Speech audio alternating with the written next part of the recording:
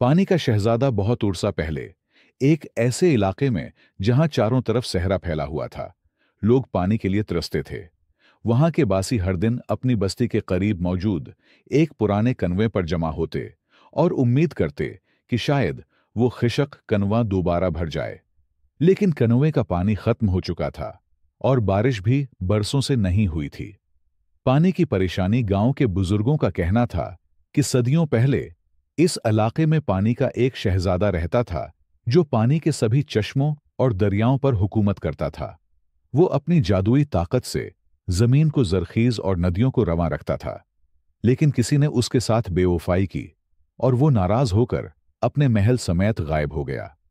उसके बाद से पानी कम होना शुरू हो गया और इलाके ने खिशक साली का सामना किया।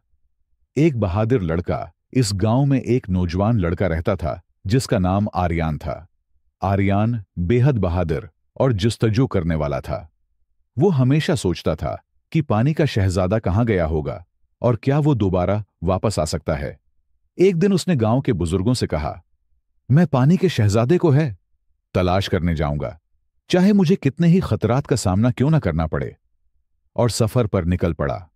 वो कई दिन तक रेत के तपते हुए सहरा में चलता रहा। रास्ते में उसे एक प्रासरार परिंदा मिला जो बोल सकता था।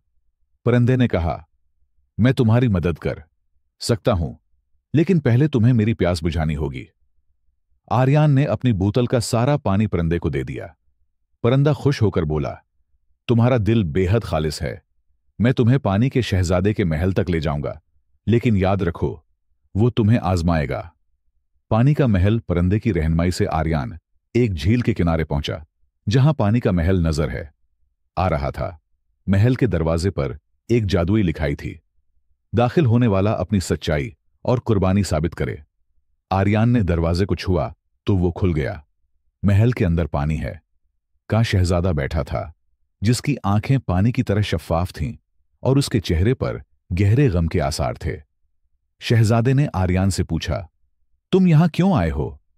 आर्यान ने जवाब दिया, मेरे गांव के लोग पानी के लिए तरस रहे हैं, मैं उन्हें बचाने आया हूं।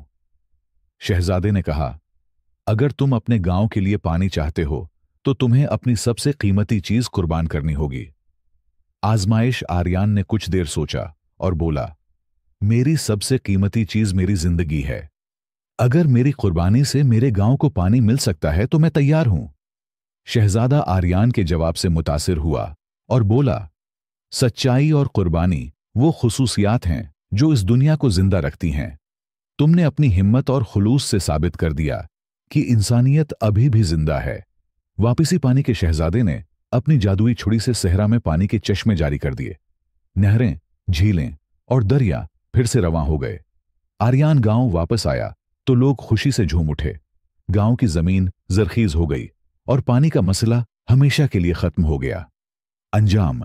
पानी का शहजादा की कहानी गांव के बच्चों को सुनाई जाती रही ताकि वो समझ सकें कि हिम्मत, कुर्बानी और दूसरों के लिए कुछ करने का जज्बा जिंदगी की सबसे बड़ी कामयाबी है। यूं आर्यान की बहादुरी और पानी के शहजादे की मेहरबानी हमेशा के लिए यादगार बन गई।